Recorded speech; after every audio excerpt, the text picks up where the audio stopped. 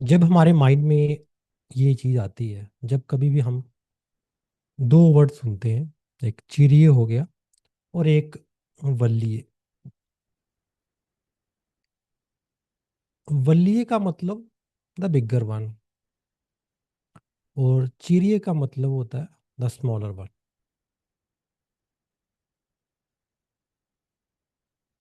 हमें ये लगता है कि चिड़िए अगर कोई योग है तो उसका मतलब ये है कि वो योग की पोटेंसी कम है, वो अभी स्मॉल है, उसका इतना वाइड रेंज नहीं है चिकित्सा का।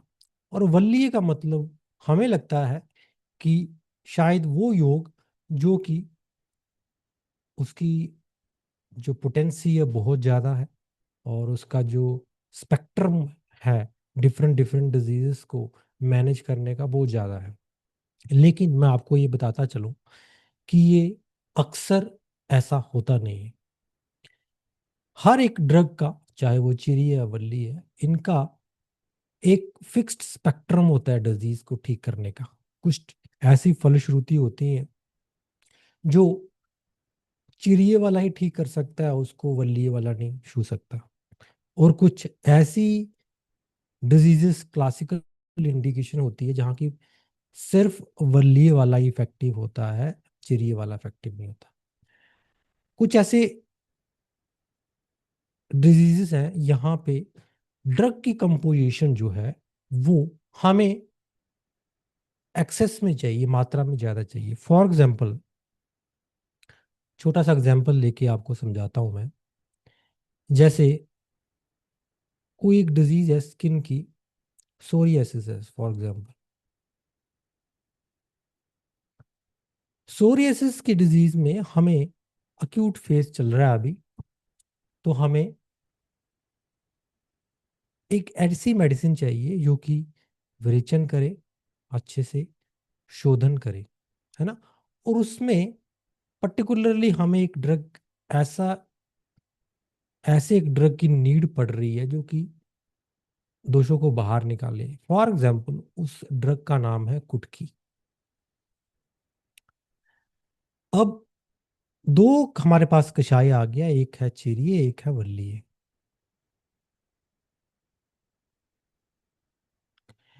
चिरिये में जो नंबर ऑफ इंग्रेडिएंट्स है वो टोटल 5 है, और वल्लीय में जो टोटल नंबर ऑफ इंग्रेडिएंट की लिस्ट है वो 10 है। हम सामान्य से ये सोचते हैं कि 10 अगर कंटेंट्स पड़े हुए हैं एक ड्रग में तो उसकी एफिकेसी ज्यादा होगी, हमारे माइंड में ये आता है।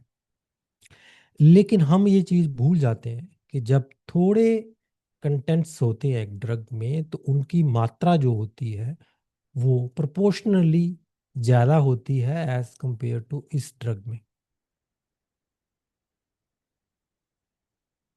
क्योंकि अल्टीमेटली डोज आपको 15 ml देनी है ना। तो 15 ml में यहाँ पे 10 इंग्रेडिएंट है, जिसकी वजह से जो मात्रा है वो डिवाइड हो जाती है ना। अब यहाँ पे मात्रा डिवाइड नहीं हो रही क्योंकि टोटल कंटेंट्स जो है वो 5 ही है। तो एफिकेसी के मामले में, शोधन के मामले में, या यूं कहें तो कुछ ऐसी सर्टन कंडीशंस हैं जो कि अक्यूट कह लो, या डिजीज अभी जस्ट प्रोग्रेस ही हुई है, न्यू डिजीज है, वहां पे स्मॉलर वर्जन ही काम करता है। और जो बड़ा वर्जन है जिसमें कि ज्यादा हर्ब्स हैं, ज्यादा ड्रग्स हैं, वो एज ए रसायन या एक वाइड स्पेक्ट्रम को ठीक करेगा, जो कि जिसमें हमें मोर ऑफ सौम्य, मोर ऑफ रसायन प्रॉपर्टी की जरूरत पड़ेगी। हालांकि ये कंसेप्ट हर बार सही नहीं है, हर बार सही नहीं होता है, हर बार हर जगह एप्लीकेबल नहीं है। तो बजाय इसके कि आप ड्रग को चिरिये और वल्लीय के थ्रू जज करो, मैं तो आपको कहता हूं कि आप बिल्कुल जज ना करें ये। आप ये देखें कि आपकी रिक्वायरमेंट क्या है। जैसे तिक्तकम महातिक्तकम कषाय हो गया। अब यहाँ पे तिक्तकम का काम, इफेक्टिवनेस है उसकी, जो शोधन की प्रॉपर्टी है वो महातिक्तकम नहीं कर पाएगा, क्योंकि महातिक्तकम में बहुत सारे ड्रग्स हैं और 50% उसमें तो सिर्फ आंवला ही है ना। तो तिक्तकम शोधन के लिए यूजफुल है, उसमें इंग्रेडिएंट की जो लिस्ट है वो कम है, नंबर ऑफ ड्रग्स कम है, तो वो शोधन की प्रॉपर्टी रखता है। जिस कंडीशन में तिक्तकम काम कर सकता है वहां महातिक्तकम काम नहीं कर सकता। दोनों की अलग अलग स्पेक्ट्रम है, दोनों का अलग अलग डिजीज को मैनेज करने का तरीका है। हम गलती कर जाते हैं, कई बार हमें लगता है कि दोष बहुत फैल चुके हैं, पूरी स्किन में सोरियासिस है, तो हमें लगता है कि यार नहीं महातिक्तकम दे। लेकिन हम एक चीज भूल जाते हैं कि अगर पूरी बॉडी में स्किन की लीजन है तो हो सकता है वो आमज फेज में है। अभी अगर आमज फेज में है तो तिक्तम में चलेगा। अगर निरामज क्रॉनिसिटी बहुत हो चुकी है, धातुओं के क्षय हो चुके हैं, हम ज्यादा रुक्ष औषध, ज्यादा तीक्ष्ण औषध नहीं डाल सकते हैं, तो वी विल सेलेक्ट महातिक्तम। तो इस कंफ्यूजन में ना रहें कि हम जो ड्रग दे रहे हैं वो इफेक्टिव कम है, वो चिरिए का वर्जन है, अगर हमें ज़्यादा रिजल्ट लाना है तो हमें वल्ली देना पड़ेगा, ऐसा कुछ नहीं है। Coming back to the main topic, आज का हमारा टॉपिक है चिरिए लाक्षादी तेलम। देखिए मैंने आपको बड़ा लाक्षादी तेलम पढ़ाया था, और चिरिए लाक्षादी तेलम के भी कंटेंट्स लगभग सेम ही है। जो कुछ एक्स्ट्रा है वो मैं आपको बता देता हूँ।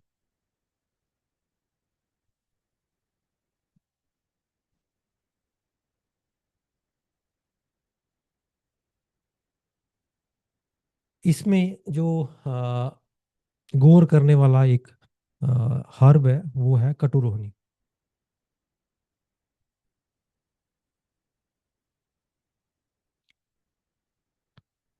फिर इसमें रासना है, मधु का है। मुझे लगता है कि लगभग सेम इंग्रेडिएंट है इसके, लेकिन इसके नंबर ऑफ जो कंटेंट्स हैं वो कम है ना। मधु का है इसमें, देन मूरवा है,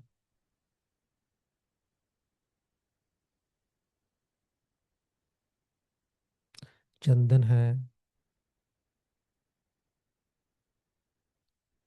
अब्दा, इसको हिरी बेर भी बोलते हैं, देन कुष्ठा है, देन वो कौन थी जो पाइपर नॉगम, हमने पहले भी पढ़ा था, दारू, निशा,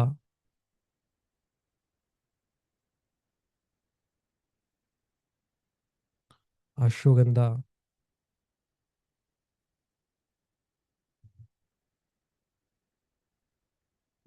देन वो मस्तू जब हमने पहले भी पढ़ा था, तिल तेल। अब इसमें एक कंटेंट जो बहुत इंपॉर्टेंट है वो है लाक्षा, लाक्षा रसा।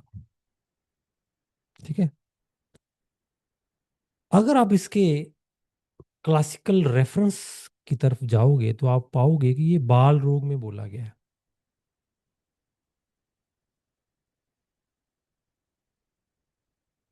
ठीक है, बाल रोग की स्पेक्ट्रम की ये डिजीज है। अष्टांग हृदय, अगर आप रेफरेंस में देखो तो अष्टांग हृदय, उत्तर तंत्र,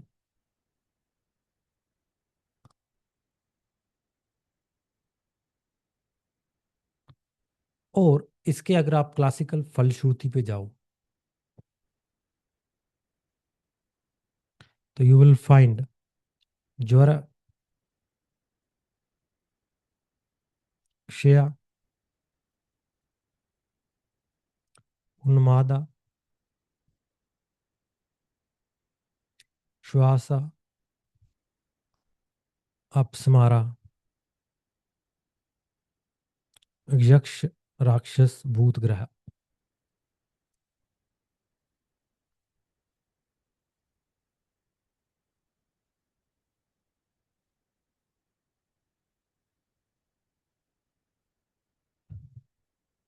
देखिए ये तो क्लासिकल इंडिकेशंस होगी इसकी, कि आचार्य क्या कह रहे हैं। ज्वर, क्षया, उन्मादा, श्वासा, अपस्मारा। उन्माद तक तो आपको जो पहले मैंने आपको पढ़ाया है, बड़ा अश्वगंधादि तेल, उससे आप समझ सकते हो कि वो इंडिकेशंस क्यों है ऐसी। श्वास, अपस्मार, यक्ष्मा, ये ग्रह के स्पेक्ट्रम के रिलेटेड, अगर आपने बाल ग्रहों का कभी पढ़ा हो, तो आचार्य क्या करते थे कि आचार्यों ने बड़ी सारी जो डिजीजेस हैं पेड्रेटिक्स की, वो बाल ग्रह के रूप में डिस्कस की है ना। वो उन्होंने जैसे रेवती, शुष्क रेवती, इस तरीके पूतना, अंध पूतना, शीत पूतना, इस तरीके से नंबर ऑफ ड्रग्स है जो कि उन्होंने अब जैसे उसमें स्कंद अपस्मार, अपस्मार, स्कंद अपस्मार, ये भी उन्होंने ग्रहों में बताया है। अपस्मार हो गया, स्कंद अपस्मार हो गया, मतलब को बड़ी सारी ऐसी ऑर्गेनिक डिजीज भी हैं जो कि चाहे वो डाइपर रैश हो गई, वो भी ग्रहों में बताई गई है, ग्रह में बताई गई है। सीजर्स, वो भी ग्रह में बताई गई है। स्कंद अपस्मार, अपस्मार, फिर कॉलरा, वो भी ग्रह में बताई गई है ना। तो बाल ग्रह में बताई गई है। अब यहाँ पे आप ये मत समझिए कि ग्रह का मतलब कि कोई रिलेटेड विद एस्ट्रोलॉजी है, ऐसा नहीं है। डीप सेंस में ऐसा है, लेकिन अगर आप प्योरली मेडिकल सेंस में देखो तो आप पाओगे कि वो ग्रह में जो कॉमन एलिमेंट्स हैं जो पेड्रेटिक्स की, वो ही हैं। लेकिन हमारे जो आचार्य थे, वो ये मानते थे कि ये डिजीज कहीं ना कहीं आपके ग्रह, आपके पूर्व जन्म कृत के कर्मों से ही होते हैं। अदरवाइज वो ये मानते हैं कि जो छोटा बच्चा है, बिल्कुल अभी वो कॉन्शियसनेस में इतना नहीं है, वो क्या ही मिथ्या आहार विहार करेगा, क्योंकि उसकी अभी कॉन्शियसनेस इस लेवल की है ही नहीं है कि वो गलत निदान आहार ले या परिवर्जन करे या कुछ भी करे। He is totally depend upon the mother, है ना, धात्री के ऊपर निर्भर है वो। और अगर उसको ये कोई डिजीज होती है, अपस्मार, स्कंद अपस्मार, रेवती, शुष्क रेवती, पूतना, अंध पूतना, शीत पूतना, इस टाइप की। और आपको मैं एक बात बता दूं, ये जो ग्रह है, इन्हीं में सारी जो पेड्रेटिक की डिजीजेस हैं वो है, जैसे क्वाशियोरकर, मरासमस, कॉलरा, डाइसेंट्री और रेबिस तक की डिजीजेस भी इन्हीं ग्रहों में सम्मिलित की हुई है। मतलब अगर आप मॉडर्न को रिलेट करने पे आओ, तो यू विल फाइंड कि मैक्सिमम डिजीजेस आचार्यों ने बाल ग्रह में बताई गई। ग्रह का शब्द साथ में लगाने का मतलब उनका ये था कि बच्चा का जो डिजीज अभी उसको हुआ है, जो पेड्रेटिक डिजीज उसको हुई है, उसका जो निदान है उसके पूर्व जन्म में पड़ा हुआ है, और वो थ्रू ग्रह वो मैनिफेस्ट हो रहा है ना। एक हद तक बात बिल्कुल सही है, मैं कहूँ कि बिल्कुल, अगर आप डीप जाओ तो बिल्कुल आप सही पाओगे। लेकिन अगर आप मॉडर्न पर्सपेक्टिव से देखोगे, तो आप बोलोगे कि नहीं यार, ये तो क्वाशियोरकर इसलिए हुआ क्योंकि उसको प्रॉपर न्यूट्रिशन नहीं मिली, डाइपर रैश इसलिए हुए उसकी वजह से कि मदर ने वो नहीं उसका ध्यान रखा, कॉलरा इसलिए हुआ कि एटमॉस्फेयर अच्छा नहीं था बच्चे का, उसको अपस्मार इसलिए हो रहा है क्योंकि उसको कोई लीजन है उसके ब्रेन में, प्रेगनेंसी के टाइम जब डिलीवरी हुई तब डिलीवरी अच्छी नहीं हुई, उसमें डिस्ट्रेस में था बच्चा। मॉडर्न का जो एस्पेक्ट है वो अगर आप देखोगे तो सही है, लेकिन एक बहुत हद तक सुपरफिशियल है। लेकिन आयुर्वेद, हमारे आचार्य तीव्र बुद्धि वाले थे, आप्त पुरुष थे, कोई भी बात ऐसे नहीं करते थे, और व्याधियों का निदान एक जन्म छोड़ो, दो तीन जन्म पीछे तक भी जाते थे वो। तो उन्होंने माना, उन्होंने बोला, उन्होंने समझाया हमें कि बच्चा जो है वो एटलीस्ट इस शरीर में अभी तक जो उसकी एज है उसमें वो असहाय अवस्था में है। वो कोई सा भी ऐसे कार्य नहीं कर सकता जो कि डिजीज बनाने में, निदान करने में हेल्पफुल है। अब उसके जो पूर्व जन्म के कृत्य हैं वो उसको ऐसे एटमॉस्फेयर में लेके आएंगे, ऐसे सोशियो इकोनॉमिक स्टेटस में लेके आएंगे, वहां पैदा करेंगे जहां उसको क्वाशियर हो जाएगा। ऐसी जगह लेके आएंगे, ऐसा पूरा एटमॉस्फेयर बनाएंगे कि उसको डिलीवरी के समय डिस्ट्रेस हो जाएगा। उसकी मदर की इतनी ऐसी जगह उसको जन्म देंगे कि जहां मदर को इतनी कॉन्शियसनेस नहीं है कि वो उसका डायपर रैश को बचा सके, है ना। तभी तो जो डायपर रैश की जो डिजीज है, इसको आचार्यों ने बोला है कि ये एक बड़ा टिपिकल सा वर्ड ही वो यूज करते हैं मादा के लिए।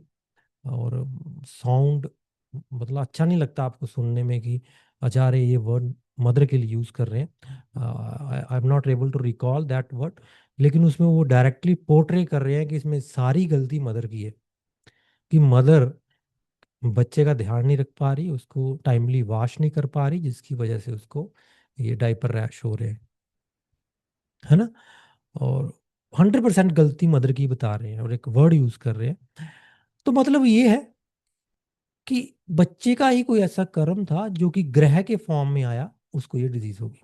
अब यहाँ पे अपस्मार, यक्ष्मा, राक्षस, भूत, ग्रह, अब आप ध्यान से देखिए।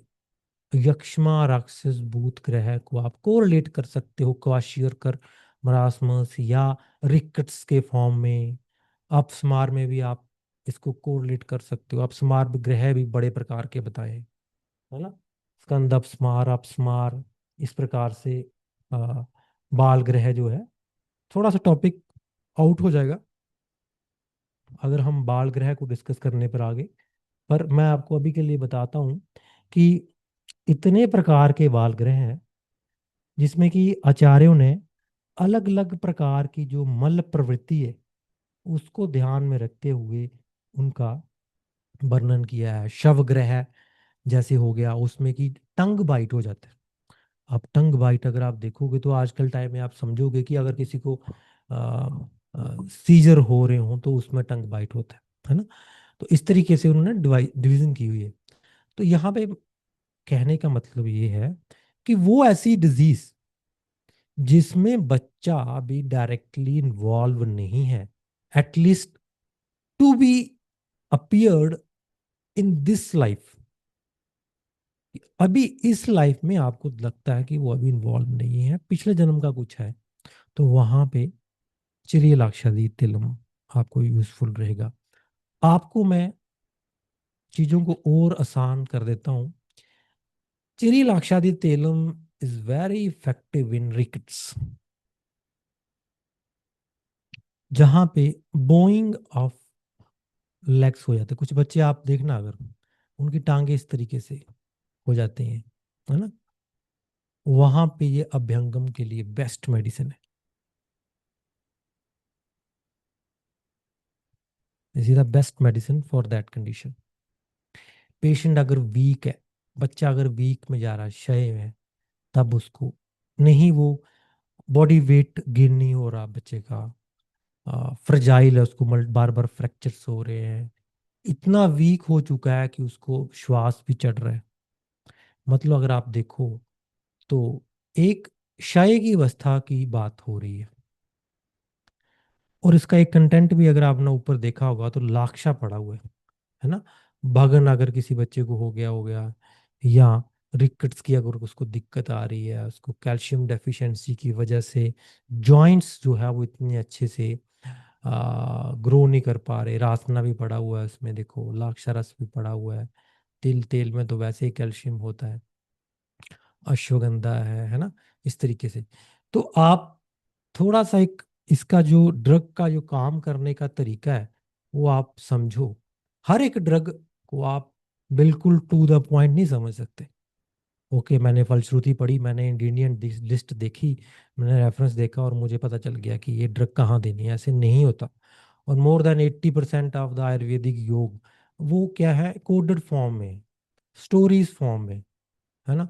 आपको स्टोरीज समझनी पड़ेगी उनके पीछे, उनके पीछे स्टोरी समझनी पड़ेगी, उनके पीछे एक पूरी पिक्चर क्रिएट करनी पड़ेगी। आपके गुरु को एक पूरी पिक्चर बनानी पड़ेगी, और फिर आपको उस पूरी स्टोरी लाइन से समझाना पड़ेगा कि ये ड्रग क्या कह रहा है और कहाँ इसका यूटिलाइज हमने करना है। धारा, अभ्यंगम, पिच्चू के लिए कहीं भी आप उसका यूज कर सकते हो। ठीक है। अच्छा, एक जगह इसका और आता है कि ये कुछ लोग बोलते हैं कि इसको पाप जनित अपस्मार में, पाप जनित नहीं, श्वास अपस्मार जनित में इसका यूज होता है। अगर इतना वीक हो चुका है पेशेंट, इतने सीजर्स हो चुके हैं, बार बार सीजर आने की वजह से उसको इमेसिएशन, क्षय की अवस्था में जा रहा है, तो ये काम करेगा। क्योंकि ये ग्रह, ये जो कषाय तेल है ना, अगर आप इतना डीप पैथोलॉजी में नहीं भी जाते हो संप्राप्ति में, अगर आपको लगता है कि हाँ इस जन्म में उसकी कोई ऐसी फलश्रुति दिख नहीं, संप्राप्ति दिख नहीं रही, हेतु दिख नहीं रहे, पेशेंट फिर भी बच्चा क्षय में जा रहा है, बच्चा, कुछ होते हैं ना बच्चे जो ग्रो नहीं करते हैं, मदर साहब के पास आती हैं और बोलती हैं कि हम सब कुछ दे रहे हैं, इनको खिला पिला रहे हैं, लेकिन ग्रोथ जो होनी चाहिए वो नहीं हो पा रही, रिटार्डेड ग्रोथ है, इसके जॉइंट भी बड़े वीक हैं, देखो ये हाइट नहीं इसकी ले पा रहा, डॉक्टर साहब ये बच्चा जो है कितना खिलाते हैं लेकिन ऐसे चुप चुप रहता है, खुश नहीं रहता, ग्रो नहीं करता, वीक वीक लगता है। तो इमिडिएटली समझ आना चाहिए कि कोई ग्रह का बाधा है, कोई पिछले जन्म का कोई ग्रह जो है इसको तंग कर रहा है, संप्राप्ति पिछले जन्म से स्टार्ट हो चुकी है ना। इमीडिएटली ऐसे योग हमें एडवाइस करने चाहिए। कल्पनाएं बड़ी हैं, गृहस्थ कल्पनाएं भी हैं, लेकिन आज हम तेल पढ़ रहे हैं तो मैं आपको बता दूं, इमीडिएटली आपके मन में चिरिय लाख शादी का स्ट्राइक होना चाहिए। तो अभी आपको एक पिक्चर बन गई होगी आपके दिमाग में कि मैं क्या कहना चाहता हूँ। आप फलश्रुति रेफरेंस के ऊपर मत जाइए, इंग्रेडिएंट लिस्ट के ऊपर मत जाइए। अगर आप वैसा जाओगे तो फिर आप सुपरफिशियल रह जाओगे। वो चीज में देखिए, आप ये देखिए, एक पिक्चर बनाइए कि ये योग कहाँ यूटिलाइज होना है। ये योग वहाँ यूटिलाइज होना है जहाँ इमीडिएट आपको कोई भी ऐसी हेतु नहीं मिल रहा बच्चे की लो ग्रोथ का, पुअर ग्रोथ का, बच्चे की जॉइंट्स के इतने अच्छे ग्रोथ का नहीं, मांस सहनन इतना अच्छा नहीं हो पा रहा, बच्चा इरिटेटेड है, उन्माद की अवस्था में रहता है, खुश नहीं रहता, चीयरफुल नहीं है ना। ज्वर का मतलब यहाँ पे ये है, ये भी हो सकता है कि उसको बार बार ऑफ एंड ऑन ज्वर रहता हो, पर इसका मतलब ये भी है कि उसका इम्यून सिस्टम बहुत वीक है, बार बार उसको कोई ना कोई डिजीज पकड़ लेती है, चाहे कोल्ड कफ कुछ भी, पेट खराब हो जाता है बार बार, कोई सी भी ऐसी डिजीज पकड़ लेती है। तो उस कंडीशन में चीरी लाक्षादी तेल, ये चीज, ये लाइन याद रखना, है ना। इसका मतलब कुल मिला के ये है कि निदान जो है वो पिछले जन्म में पड़ा हुआ है, और अब उसका एक प्रादुर्भाव हो रहा है। कई बार हम क्या करते हैं, कई बार होता क्या है, मैं आपको इसके पीछे की बात बताता हूँ क्यों होता है ऐसा। कई बार क्या होता है कि लाइफ के उस पड़ाव में कुछ ऐसा कार्य कर देते हैं जिसके बाद हमारी डेथ हो जाती है, या इतना टाइम बचता नहीं है उसका फल भोगने के लिए, हमारी डेथ हो जाती है, देन उसका फल नेक्स्ट बर्थ में मिलता है। इसलिए आप देखना कुछ बच्चे बर्थ मार्क्स के साथ प्रेजेंट होते हैं, बर्थ मार्क्स के साथ बॉर्न होते हैं। कुछ बच्चों में आप देखोगे जन्मजात ही ऐसी सीरियस इलनेस होती हैं, है ना, कि आप बोलोगे यार इस बच्चे ने क्या बुरा किया है, इसको अभी से इतनी खतरनाक बीमारी हो गई है। तो हेतु पिछले जन्म में पड़ रहे हैं, या फिर कुछ कर्म ऐसे होते हैं जिनका एक लाइफ उनके पकने में कम है। फॉर एग्जाम्पल, आप इस लाइफ में कुछ ऐसे डीड कर रहे हो जो कि अभी उसका जो पूरा फल है, जो फ्रूट है, वो इस जन्म में पॉसिबल नहीं है। फ्रूट इतना बड़ा है उस कर्म का कि इस जन्म में भोगना पॉसिबल नहीं है। तो आने वाले सब्सिक्वेंट बर्थ में आपको उसका फल मिलेगा, है ना। ये यूनिवर्स जो है ना, ये बहुत ट्रांसपेरेंट है, इतनी ट्रांसपेरेंट है, इतनी जुडिशियल है, इतना छोटी छोटी चीज का हिसाब रखती है कि आप गलती तो यहाँ होती नहीं ना, जीरो चांसेस ऑफ एरर।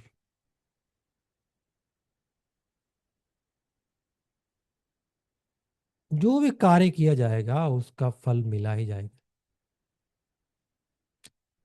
कोई हाइड नहीं है, कोई बाईपास नहीं है, कोई रेमेडी आपको बचा नहीं सकती। सिर्फ एक चीज बता सकती है आपको, वो है कॉन्शियसनेस। और कॉन्शियसनेस भी अंधकार में चली जाती है जब कर्म का फल आपको मिलता है ना। जैसे बोलते हैं विनाश काले विपरीत बुद्धि, तो बुद्धि भी वैसी पड़ जाती है। आप उस व्यक्ति को अगर आप क्लियरली समझा भी दो, जैसे मेडिकल एस्ट्रोलॉजी में जब मैं प्रैक्टिस करता हूँ, तो मैं मेडिकल एस्ट्रोलॉजी में क्या होता है कि दशा होती है, एक होती है दशा, विमशोत्री दशा, बड़ी प्रकार की दशा होती है। विमशोत्री दशा होगी, फिर नक्षत्र की दशा होगी, अलग अलग टाइप की दशा होती है, योगनी दशा होगी। अच्छा, इसमें क्या है, जब मैं प्रिडिक्ट करता हूँ, फॉर एग्जांपल जैसे मैं अभी 2 दिन पहले एक कैंसर का पेशेंट देख रहा था। उसका कैंसर था, पैनक्रेटेटिक कैंसर था उसको। यूजली कैंसर के पेशेंट में मैं बर्थ चार्ट देखता हूँ। जिन लोगों का होता है मैं मस्टली देखता हूँ उनका, जिनका नहीं है वो बात अलग है, उनको फिर दर्शन स्पर्शन करके देखते हैं। तो ये कैंसर था।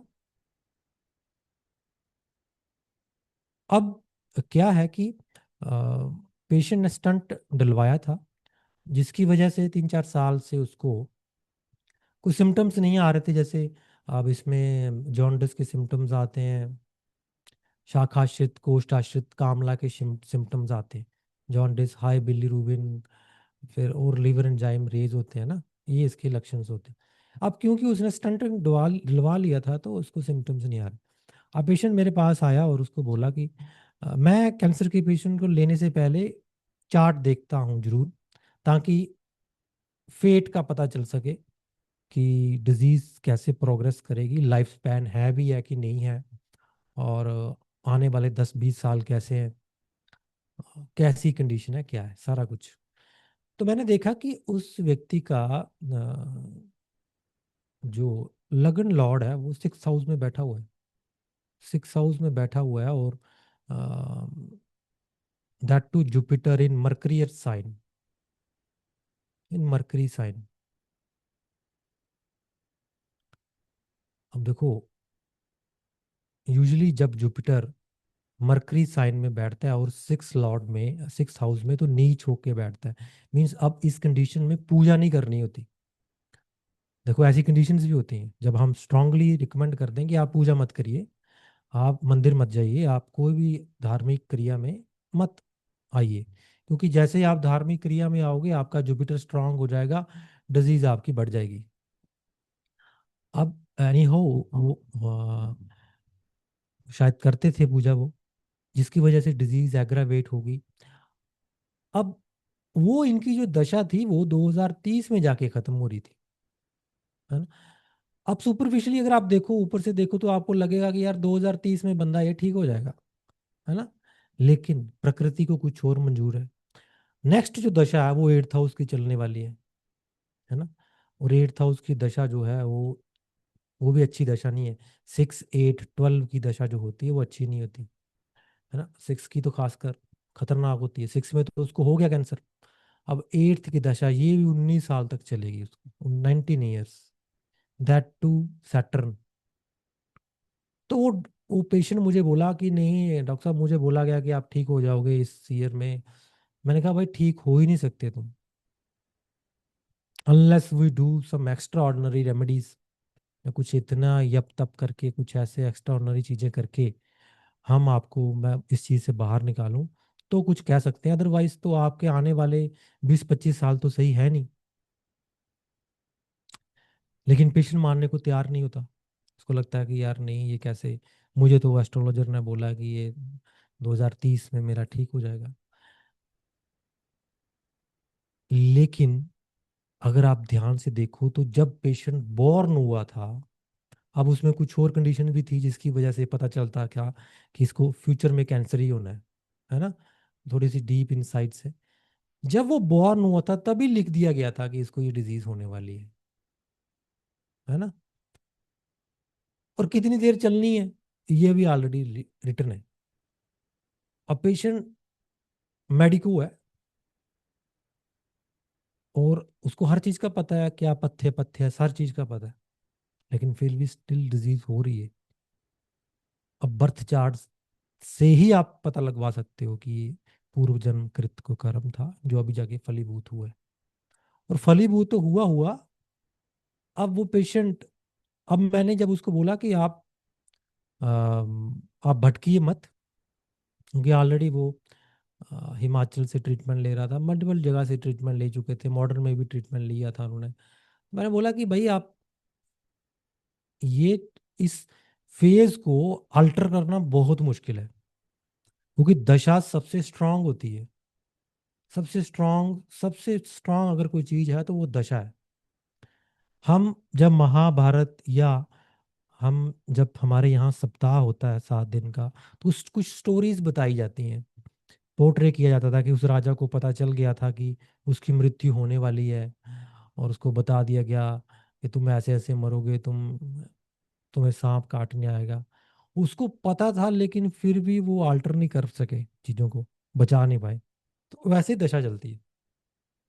लेकिन मैंने कुछ ऐसे केसेस ट्रीट किए हैं, कुछ ऐसी चीजें देखी हैं कि अगर जैसे आचार्य सुश्रुत बोलते हैं कि अगर आप वैद्य यप तप से पूर्णता निपुण हो और प्रज्ञा अच्छी हो तो असाध्यों को भी साध्य किया जा सकता है। और ये चीज़ें मैंने अपने गुरु डॉक्टर स्वर्गीय डॉक्टर PK वारियर उनके हाथों भी होते हुए देखी हैं। चीज़ें हो जाती हैं, आप मॉडिफाई कर सकते हो, बड़ा बल चाहिए। लेकिन विडंबना ये थी कि in spite of telling the patient कि मैं इसमें कुछ कर सकता हूँ, मैं आपको कुछ रेमेडीज विद मेडिसिन करके हम कुछ कर सकते हैं, मैं जोर लगा सकता हूँ। लेकिन इतना करने के बाद भी patient has not initiated the treatment. Why?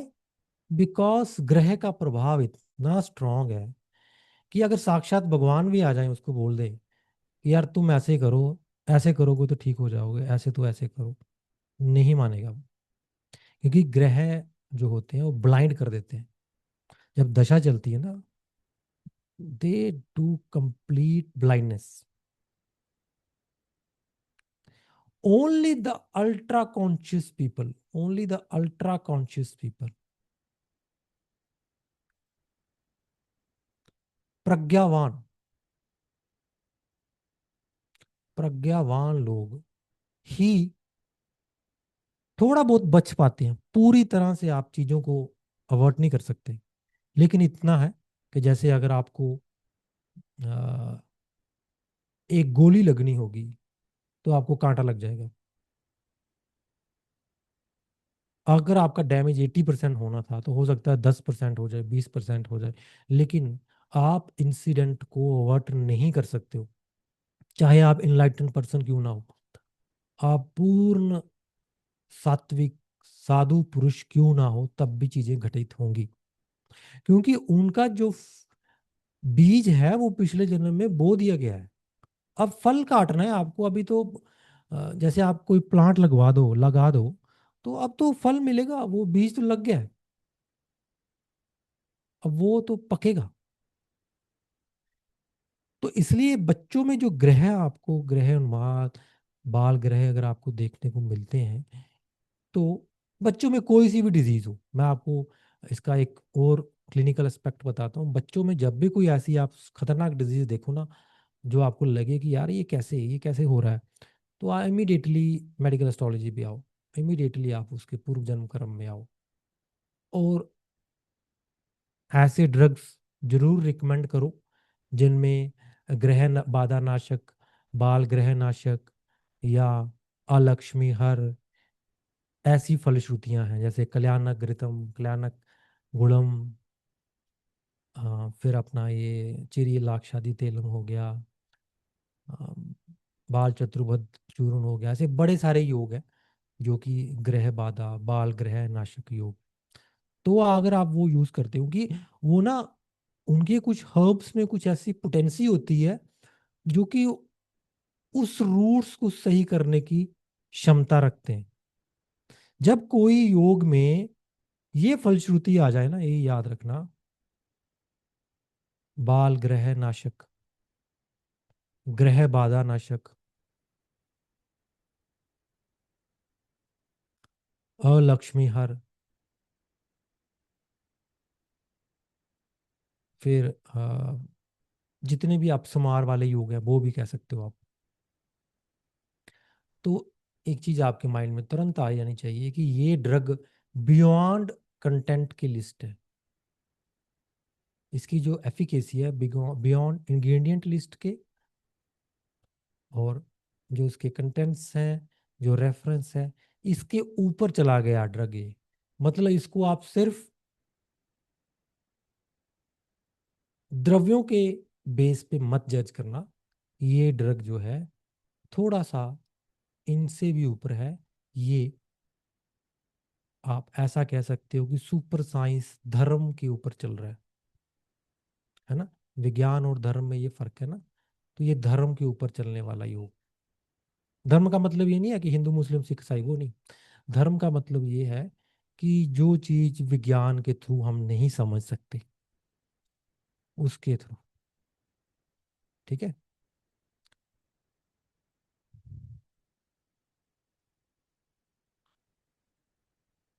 तो ये था हमारे आज का योग, चिरियल आच्छादित योग। जो कि अगर कोई क्वेश्चन आपका है इसके रिलेटेड तो आप पूछ सकते हैं, और इसमें कुछ खास नहीं है। खास इन द सेंस खास ही खास है ये योग।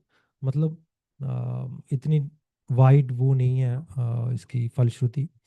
मॉडर्न में अगर आप देखो तो मैंने आपको बता दिया कि कोई सी भी क्रॉनिक डिजीज, डिजेनरेटिव डेबिलिटी वाली डिजीज हो, साइकोलॉजिकल डिजीज हो कोई सी भी, उन्माद अपस्मार उसमें आप दे सकते हैं, एडीएचडी में दे सकते हो, ऑटिज्म में दे सकते हो, सीजर्स में दे सकते हो, मसल वेस्टिंग में दे सकते हो, है ना। अगर हम इसको समराइज कर ले मॉडर्न डिजीज में, थोड़ा सा मैं आपको बता देता हूँ। क्योंकि कुछ वैद्य होते हैं जो अभी नए नई प्रैक्टिस में आए हैं, तो वो इतना अभी डीप नहीं स्टडी करते हैं, तो उनको मैं बता देता हूँ उनके लिए। कोई सी भी क्रॉनिक डिजीज बच्चों की जो कि डीजनरेशन या डेबिलिटी लेके आ रही हो,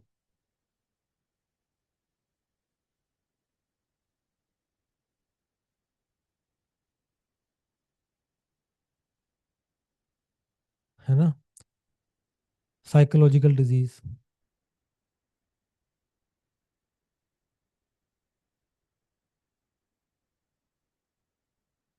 एडीएचडी, ऑटिज्म, फिर वेस्टिंग डिसऑर्डर हो गए। अब ये सारी डिजीज अगर आप देखो तो इनके सारों के जो रूट है वो पिछले जन्म में पड़े हुए हैं। ध्यान से देखो आप, इस जन्म में बच्चा क्या ही कर रहा है ऐसा जिसकी वजह से उसको ये ऐसी डिजीज हो रही है, तो पिछले जन्म के कर्म है। ग्रह बाधा ही है, बाल ग्रह ही है ये सारे बाल ग्रह हैं। अच्छा, विटामिन डी का भी कह सकते हो, रिकेट्स कह सकते हो। इस तरीके से आप इसको कोरिलेट कर सकते हो।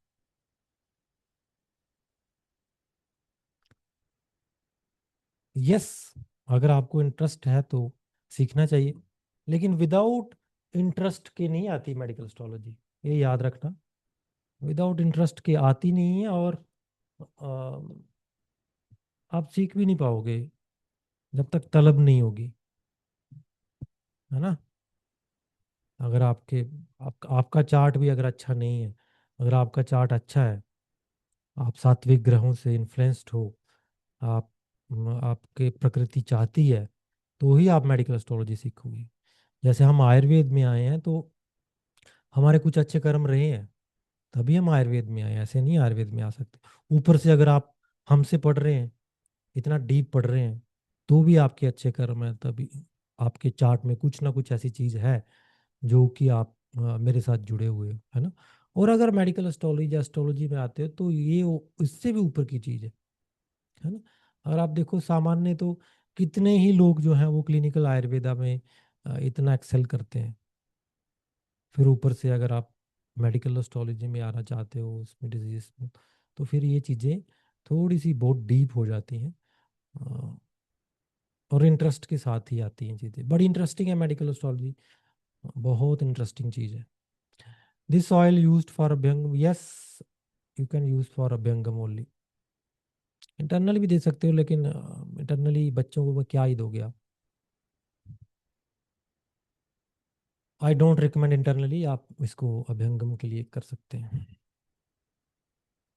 क्योंकि कुछ इसके कंटेंट्स ऐसे हैं जो कि may be it will create some trouble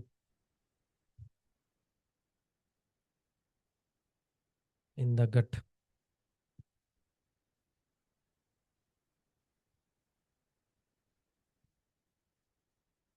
और कोई क्वेश्चन?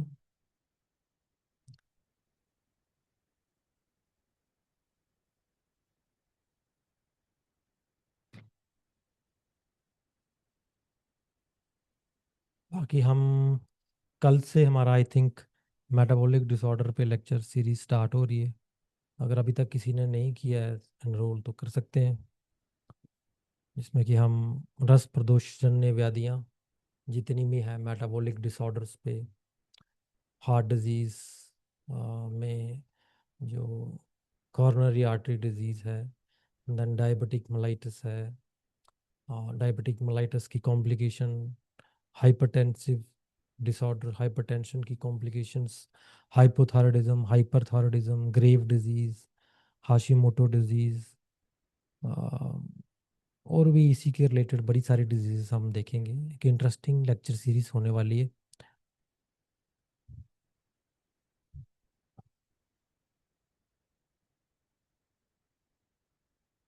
बाकी सब टिप ऑफ आइसबर्ग दिखाते हैं, आपने आज बेस ऑफ आइसबर्ग दिखा दिया। यस डॉक्टर साहब, बहुत डीप है आयुर्वेद, और उतना ही इंटरेस्टिंग है। जब तक आप चेतना के वो आखिरी स्तर तक नहीं आ सकते, जब तक आपको ये ना पता चल जाए कि हम कहाँ पर सही थे और चीज़ें बिगड़ना कहाँ से स्टार्ट हुई, तब तक मुझे लगता है आयुर्वेद पढ़ना अधूरा है ना।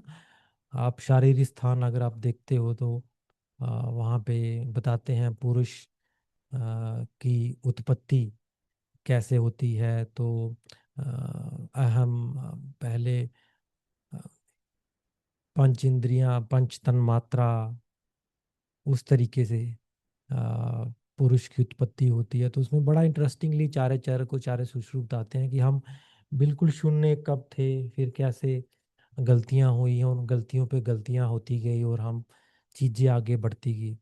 जब तक आप वो सोर्स तक नहीं ना पहुंचते, कि मुझे वो सोर्स पता करना है जहां मैं बिल्कुल शून्य था, जहां कोई भी तरंग नहीं उठी थी, मुझे वहां तक जानना है कैसे चीजें मैनिपुलेट हुई, कैसे चीजें एग्रावेट हुई। तब तक मुझे लगता है कि आयुर्वेद अधूरा है ना। तो वो देखेंगे हम आहिस्ता आहिस्ता चीजों को। Sir how to treat vitamin deficiency specially vitamin D है। देखिए मेटाबॉलिज्म, जब आपका अब्जॉर्प्टिव कैपेसिटी अच्छी ना हो, आपकी जठराग्नि भूताग्नि स्पेशली भूताग्नि सही ना हो, तब ये चीज़ें होती हैं। ये मत सोचिएगा कि खाने की वजह से होती हैं, अगर हम न्यूट्रिशन पूरी नहीं ले पा रहे हैं। बेसिकली जब आपकी एब्जॉर्प्शन से ही नहीं ना हो रही हो, तब ये चीज़ें होती हैं। तो again back to basics, back to roots, जठराग्नि पे ध्यान दीजिए, भूताग्नि पे ध्यान दीजिए, तो आपको इसका जवाब मिल जाएगा। I think we have a raised hand. Yes doctor Meenakshi, you can unmute yourself.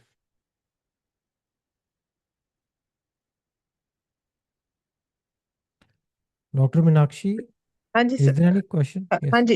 हाँ जी, हाँ गुड जी, evening sir. Good evening. Sir मेरा क्वेश्चन ये था, एक मुझे आवर्ती तेल्स के बारे में थोड़ा सा वो पूछना था कि किसके बारे में? आवर्ती तेल में नस्से के लिए हम 21 आवर्ती वाला भी यूज कर सकते हैं? नशे के लिए 7 आवर्ती ठीक रहता है। 7 आवर्ती ठीक रहता है, सेवन लेकिन और अगर ज्यादा 14। आवर्ती है तो कोई हार्म तो नहीं अगर? नहीं, हार्म हार्म कुछ नहीं है।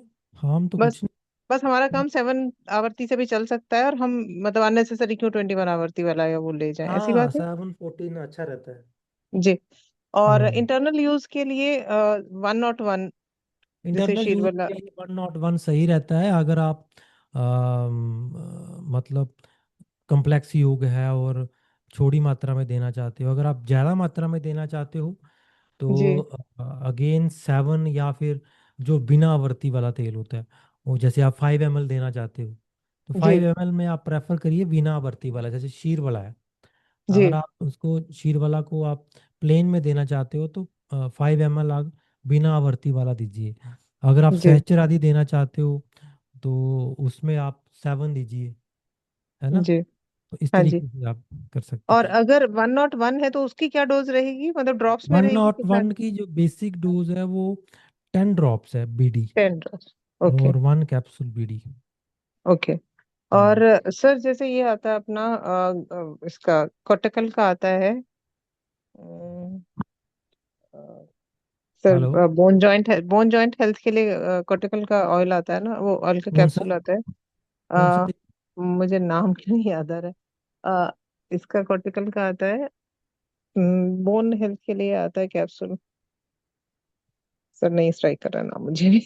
तो कोई तो बात नहीं, नेक्स्ट टाइम पूछ तो लेना। उसका ये था कि मुझे उसका कैप्सूल भी आता है और वो ऑयल में भी आता है, तो उसका भी इंटरनली ऑयल में हम दे सकते हैं। धनवंतरम तेल, धनवंतरम। नहीं धनवंतरम नहीं सर, दूसरा आता है, शीर मुझे वाला। नाम ही नहीं याद है। नहीं शीर वाला भी नहीं है सर, वो स्पेसिफिकली बोन जॉइंट हेल्थ के लिए महाराजा प्रसारणी तेलम। नहीं सर नहीं है। अच्छा। बहुत कॉमनली यूज होता है, बहुत कॉमन यूज का, नहीं याद आ रहा है मुझे भी। चलिए फिर चलो। मैं पूछूंगी सर, मुझे अभी तो आवर्ती का ही पूछना था कि आवर्ती तेल जो हाँ, है नशे के अच्छा। लिए 7 ऑनवर्ड्स चल गंध जाता है तेल, सर। गंध तेलम। गंध तेल कैप्सूल, जी सर, हाँ गंध हाँ तेल हाँ कैप्सूल। हाँ। तो कुछ गंध बच्चे तेलम जैसे में कैप्सूल नहीं ले आवर्ती सकते, बच्चों में देने की जरूरत है। नहीं, गंध तेलम तो में कोई आवर्ती की जरूरत नहीं है। नहीं नहीं, गंध तेल में आवर्ती की जरूरत नहीं है, लेकिन गंध तेल उसमें भी आता है, कैप्सूल फॉर्म में भी आता है और वैसे अलग से भी आता है, तो अगर कुछ लोग कैप्सूल नहीं ले पाते हैं या बच्चों में देना है ड्रॉप्स, ड्रॉप तो बच्चों में 5 ड्रॉप्स में ड्रॉप 5 ड्रॉप्स दे सकते हैं। हाँ। हम्म। जी ठीक सर, मुझे यही तेल का थोड़ा क्लियर करना था। अच्छा थैंक यू ठीक सर। ठीक जी। ठीक, ओके ओके। यस यस, गंध Telam.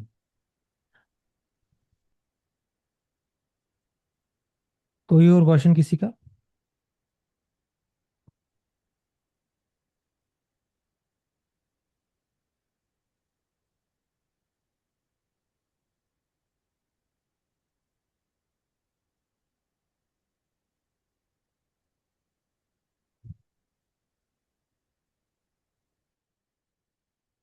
Yes doctor Meenakshi.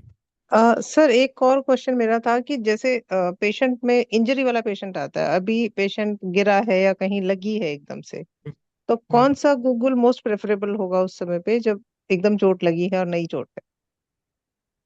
Google, Google.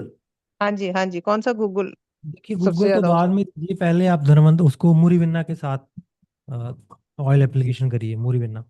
जी अक्यूट कोई सी भी इंजरी हो ना, हाँ जी जॉइंट की, स्प्रेन, कुछ भी हो, तो मूरी जी बिन्ना के साथ ऑयल एप्लीकेशन दीजिए, उसको पिच्चू करिए, जी। है ना, कपूर आदि तेल दीजिए। गूगल फिर बाद में आप आभा गूगल, लाक्षादी गूगल दे सकते हैं। अच्छा। लाक्षादी गूगल ठीक रहता है। जी। और गंध आभा तेलम गूगल और बेस्ट की है। गंध तेलम भगन की औषध है बेसिकली। जी। और लाक्षादी और आभा गूगल में इंडिकेशन में क्या डिफरेंस रहता है सर जनरली? आभा चलो थोड़ा सा जॉइंट के रिलेटेड, पेन के रिलेटेड अभी आप कह सकते हो, डीजनरेशन अगर कहीं हो रही हो, जी है ना। लाक्षा हाँ तो जी। टिपिकली उसी के लिए ना, भगन के। भग्न के लिए है। हाँ हाँ। जी। Right sir. Thank you.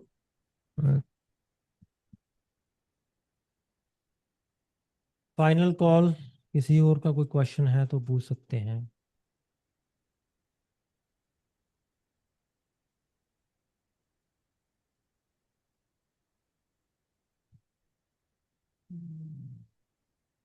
ठीक है, चलिए, आज के लिए इतना ही।